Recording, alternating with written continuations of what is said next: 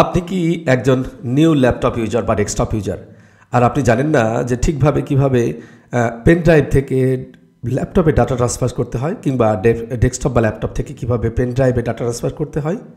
তাহলে আমি বলবো আজকে আপনি সঠিক জায়গাতে এসেছেন। যদিও বিষয়টা ততটা গুরুত্বপূর্ণ নয়, অর্থাৎ অতি সাধারণ, তারপরেও আমরা নিউ বা বিগিনাররা মাঝে মধ্যে এটা নিয়ে সমস্যায় পড়ে থাকি। হ্যালো, আমি Mohammad Golzar Hossain and you are watching my favourite YouTube channel tech YouTube. So let's check it out.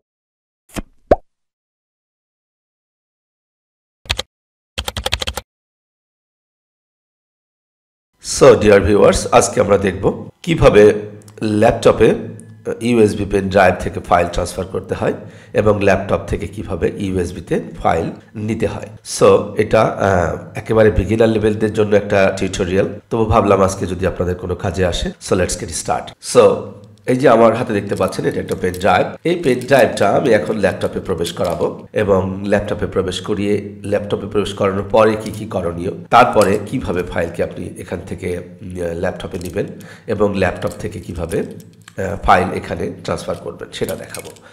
So এখন আপনাকে প্রথমে যে কাজটা করতে হবে সেটা হচ্ছে পেন ড্রাইভটা আপনার ল্যাপটপের ইউএসবি পোর্টে ঢোকাতে হবে। তবে ঢোকানোর আগে দেখতে হবে যে এই যে পেন ড্রাইভটা আপনি ব্যবহার করছেন এটা ইউএসবি 2.0 না ইউএসবি 3.0 বা এর আপার ভার্সন, সেটা দেখার জন্য বুঝতে হবে যে এই যে ইউএসবি পেন ড্রাইভের ভেতরের এই যে মাথায় এটা কি নীল কালারের না কালো বা অন্য কোনো কালারের। সো নীল কালার হলে অবশ্যই বুঝে নেবেন যেটা ইউএসবি 3.0। তাহলে আপনাকে ল্যাপটপের ইউএসবি 3.0 পোর্টে ঢুকালে আপনি স্পিডটা ভালো পাবেন, অর্থাৎ ফাইল যখন আপনি ট্রান্সফার করবেন তখন দ্রুত গতিতে সেটা ট্রান্সফার হবে। আর অন্য কালারের হলে আপনি যে কোনো পোর্টে ঢুকিয়ে সেটা দিয়ে পরীক্ষা করে দেখতে পারেন। সো এখন আমরা ল্যাপটপের ইউএসবি পোর্টে এই পেন ড্রাইভটা ঢুকিয়ে কাজে ব্যবহার করব।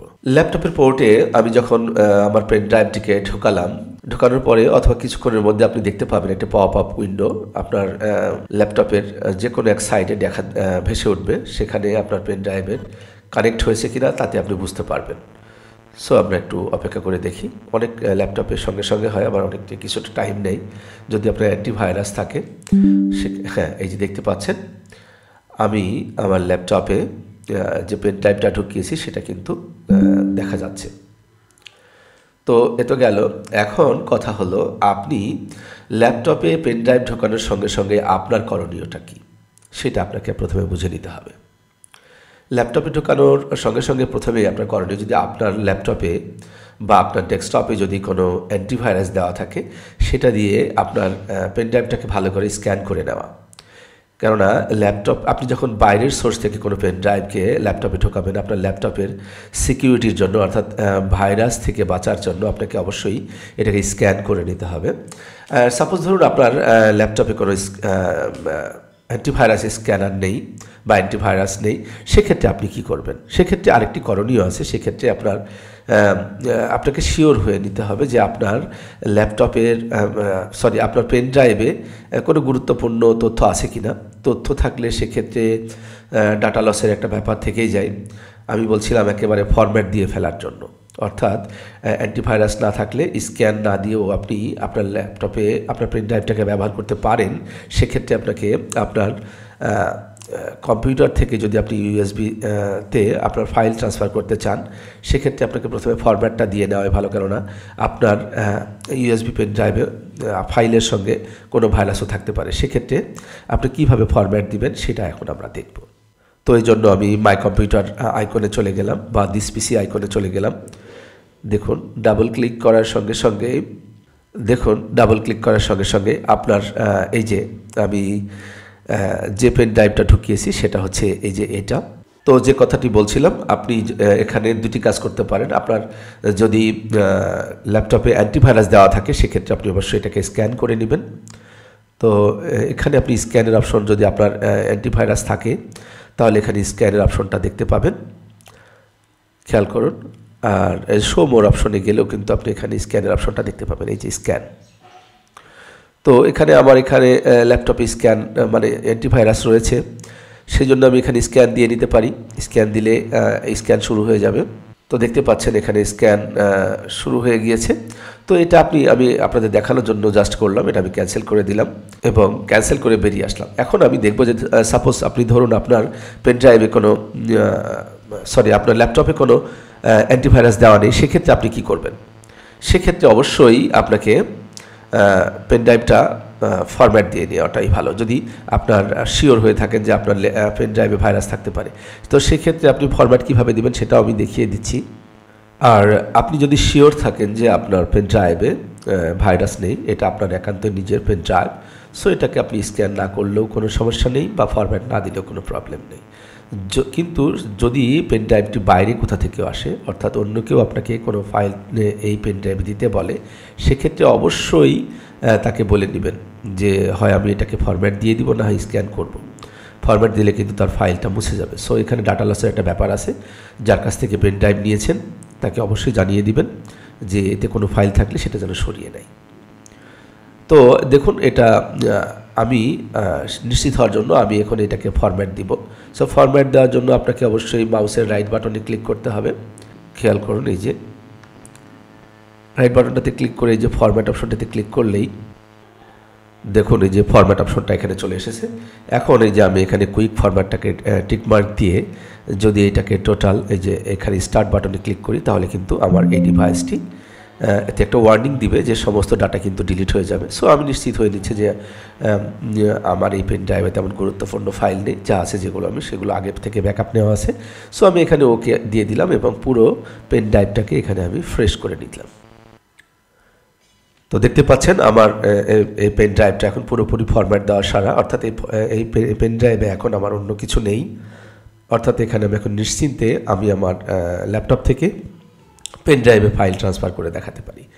সো লেটস গো, এখন আমরা পরের ধাপে চলে যাব। আমি এটাকে ক্লোজ করে বেরিয়ে আসলাম। দেখছেন আমার এখন এই পেন ড্রাইভটা পুরোপুরি সাদা দেখা যাচ্ছে। সো এখন আমি যে কাজটা করব, আমার ল্যাপটপে থাকা যে কোনো ফাইলকে এখানে ট্রান্সফার করব কিভাবে।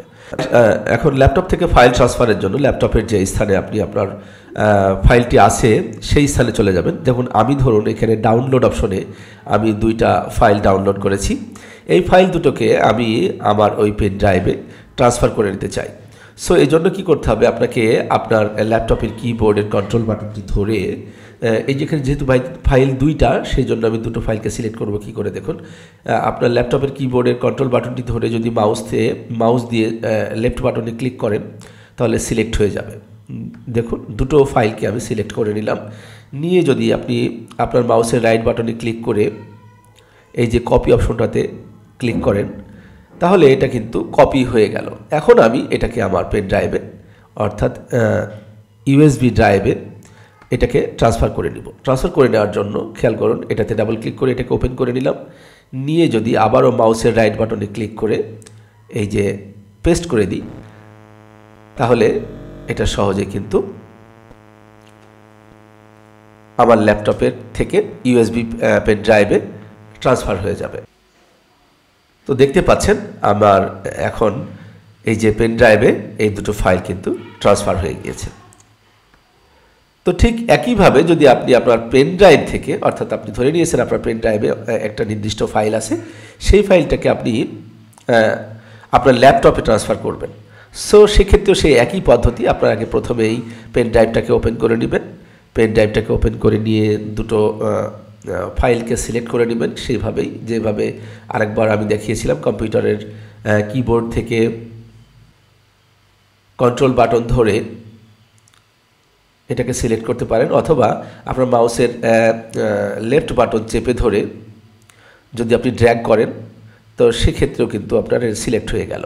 তো সিলেক্ট হয়ে গেলে এবার রাইট বাটনে ক্লিক করবেন, করে সেম কাজটি এখন আপনাকে করে দেখাচ্ছি আমরা, যা আমরা এর আগে কম্পিউটার থেকে ইউএসবি ড্রাইভে যখন আমি আমার ফাইলটিকে ট্রান্সফার করলাম, ঠিক সেইভাবেই কপি করে নিয়ে আপনি যেখানটাতে এটাকে রাখতে চান, যেমন আমি ধরুন এই যে ম্যাক্স1 আমার এই যে ড্রাইভটাতে আমার এই ফাইলটিকে কপি করব। তো আপনারা দেখতে থাকুন।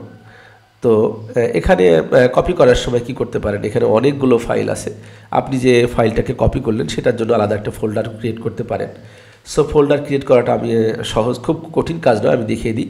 ফাঁকা জায়গায় আপনি মাউসের রাইট বাটনে ক্লিক করবেন, করে এই যে নিউ অপশনটাতে যাবেন। নিউ অপশনটাতে গিয়ে এই যে ফোল্ডার অপশনটিতে ক্লিক করলে নতুন একটা ফোল্ডার তৈরি হবে।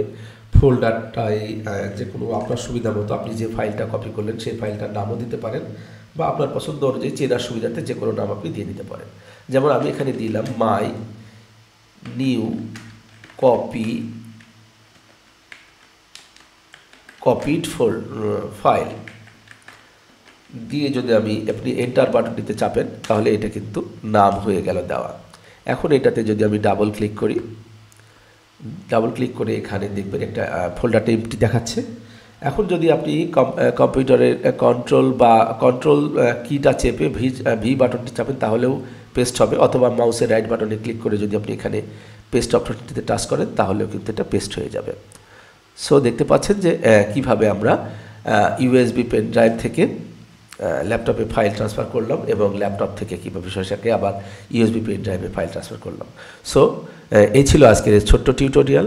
যারা একেবারে বিগিনার লেভেলের তাদের এটা অনেক কাজে আসবে, কারণ আমরা হুটহাট করে পেন ড্রাইভ ল্যাপটপে বা ডেস্কটপে ঢুকিয়েই কপি পেস্ট করেই আমরা ফাইল ট্রান্সফার করতে শুরু করি। এতে কম্পিউটার বা ল্যাপটপটাকে অনেকটা ঝুঁকিতে ফেলে দেওয়া হয়। আশা করি আপনাদের সব কিছু ভালো মতো বোঝাতে পেরেছি। ভালো থাকবেন সবাই। ধন্যবাদ সবাইকে। আল্লাহ হাফেজ।